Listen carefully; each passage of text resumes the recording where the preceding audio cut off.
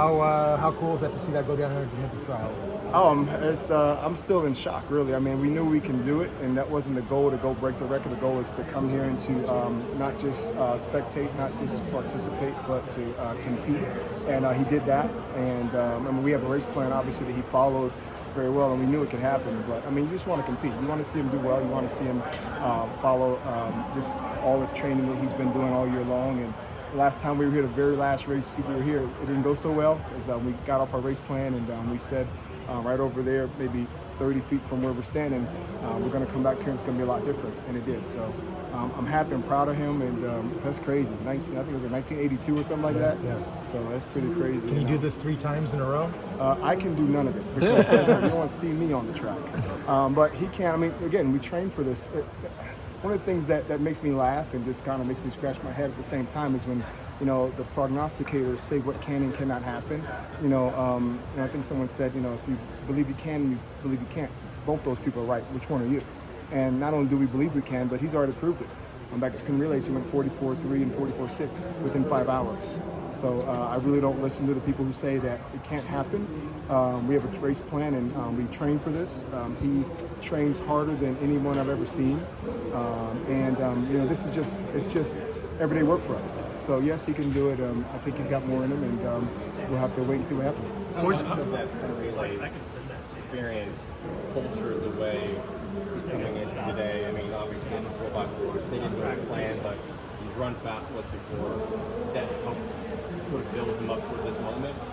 Yeah, I mean, well, Pins was just really a microcosm of what happens in our training system, our training plan. We don't do a lot of over distance. We definitely don't overrun the kids. It's funny when people are saying, my friends and coaches tell me I need to stay off the internet because everybody has an opinion saying we're running him too much. I mean, that was his 4th quarter all season long, right?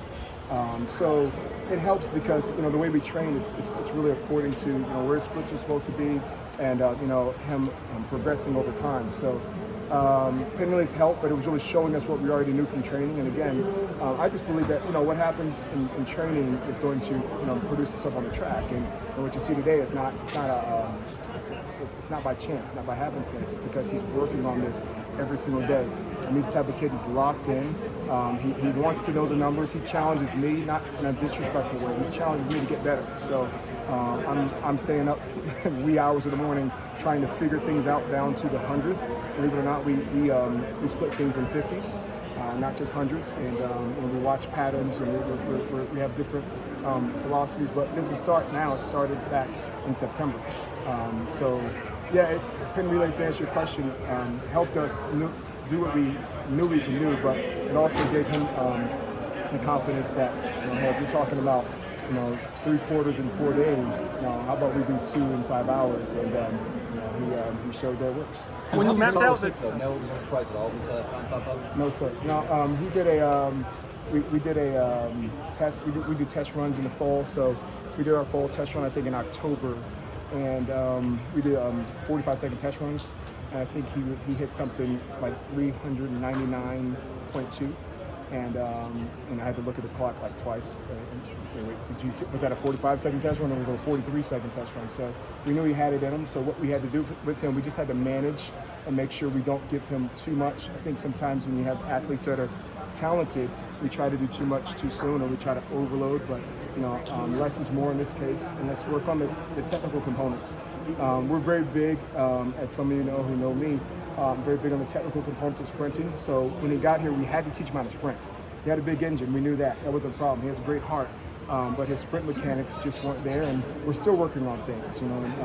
We're not there yet. I'm sure some people will say, "Oh, his sprint mechanics," but comparatively speaking to where they were 2 years ago, I mean, he's just adapted very well and he's accelerating very well, which we're proud of. So that translates into the quarter because you're not just going to, strength your way through it, but it's still the 400-meter dash. It's still a sprint. So teaching him how to sprint and him embracing that. And then him just being him, because he also ran at 800 just for fun, and then 150. It doesn't surprise me. When you're mapping out the 2024 season, like maybe back up in the fall, is this the meet you have in mind? Are you planning on peaking all the way here? Well, I mean, so we don't believe in the philosophy of peaking. kids are going to run fast, let them run fast, and let's continue to build a plan so they can run faster. I don't believe in the peaking philosophy. So when he ran 45.7 and broke the indoor national record, people were nervous. I wasn't, because we know what we're doing. And again, we're not overloading it. Again, he's still a 16-year-old young man. You know, he'd be upset if I called him a boy. So, but he's a young man. So, you know, he's not a pro yet, although mentally he's right there with the best of us. He's not afraid when he comes in here. He's not intimidated. He believes he belongs because he does. But in terms of the plan, to answer your question, you know, we knew this was possible, but we didn't put it on there because it's a lot of other things that go into it. It's not just, you know, is he physically ready? Is he mentally ready? Is he emotionally ready? Is you know, academically? You know, so we're not going to say to a 15-year-old, he was a 15-year-old at the time, you got to make the Olympic trials. That's not what you do to kids. I think when you put those kind of pressures on kids, what happens is they carry that with them, not just into the race, but all through the season, and it becomes burdensome. So even now, I mean, we're just having fun. I mean, trust me, watch, if you look around and look at it, we're joking, we're having fun, we're cracking up, making this an enjoyable experience, because we never know when we get it again. You know, we don't, you know, tomorrow's not promised. So, but we did know it was a possibility, but it was not goal 1, 2, 3, 4, or 5. It was just something that we saw as a possibility. But but we had a lot of other things to do first to get there. You mentioned the conversation you guys had down here last time you were here. How much of a motivating factor has that been for him in his training to get back to this point? He's a huge competitor. So what happened last year, he got so excited, so amped up, because again, he's a freshman in high school, and he's competing against collegiate freshmen and, you know, seniors in high school and all that. And he's never been here before. He's done the Junior Olympic circuit and all those kind of things. But having never been here before, what happened was he got so excited that he didn't stick to the race plan. And I think even to this day, I think that race is one of the ones I'm most proud of, because what wound up happening was he went at 200. And you never go at 200, like full out. You never go at 200 for the 400. At least that's our philosophy. But the thing that happened with him was he was off the race pattern. He tried to get it right away. And I've never seen someone make their move at 200 and be able to finish. And he finished. He didn't win. He came in, I think, 3rd or 4th. Still made the team. He was too young. Funny part is he was too young to make the junior team last year, or the U20 team last year. Now we're trying to make the senior team.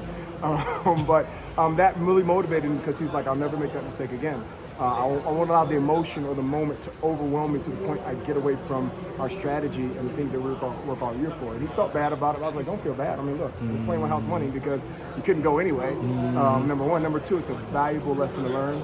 And as a straight A student, he takes those lessons, and he never forgets. He never forgets. How's he kept that even keel nature throughout all this? Well, I mean, because he knows, again, we're not. There's no pressure on us here. Like, there's no, like, he's not the prohibitive favor. We've seen the list and all that, and trust me, we send things to each other. You know, some of it's just fun and we're laughing. Others like, oh, okay, all right, well, we'll see what happens. So he can keep that, because there's no pressure on him to do anything but his best. And if his best is not okay to make the team or good enough to make the team, like, we're good with that. Like, no one is putting pressure on him, whether it be his coaches, his parents, his teammates, or his school, to do that. We're just fun and excited that he's here. There's a lot of things out of a kid who likes because of that kind of time, you know, off the track or whatever. Is he the kind of kid that's going to be able to handle that well, like personality-wise, mindset-wise? How's he going to handle all of these personal lives when it comes to Well, he's already handling it. Some of you guys are seeing it now, but I mean, he's kind of like this. I don't want to say these things, but he gets a lot of that already.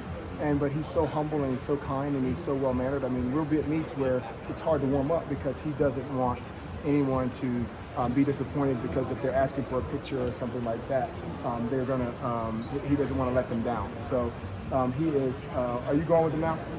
You going up there? Okay, cool. So what happens is this is just more of what he's already been doing. He's the most humble, kind, but yet fierce competitor that I've ever been around. Like, when that switch flips, it flips. But as soon as he's across the finish line, he's the humble, yes sir, no sir, yes ma'am, no ma'am. Like, that's who he is. That's who he's translating to be. So he won't change, because number one, you know, his mom and his dad, like, they're not gonna let it change, and his sister. But number two, like, in our program, we just try to make sure that kids understand that like it's a we before me mentality, because everyone has a team. Okay? Jack, I disagree with this point, the point, and you know this, that it's an individual sport. It's not. You have a team. You have training partners. You've got parents. You've got a coaching staff. You've got doctors, team doctors, or medical professionals that help you. You've got teachers. So never approach it like this is all about you. Because when you do, you've got to set yourself up to fall. But he's got a great foundation, and he's not going to let him get to his head. He's going to enjoy it, and it'll probably increase now that he's doing some things on NBC. But when all said and done, he's still a kid. That's the fun part about it. He's a kid. Like that $1 million smile he has is authentic because he has the joy of running. He won the Joy of Living Award at our school, like literally like that. Like he didn't win. He won academic awards too because he's a straight A student.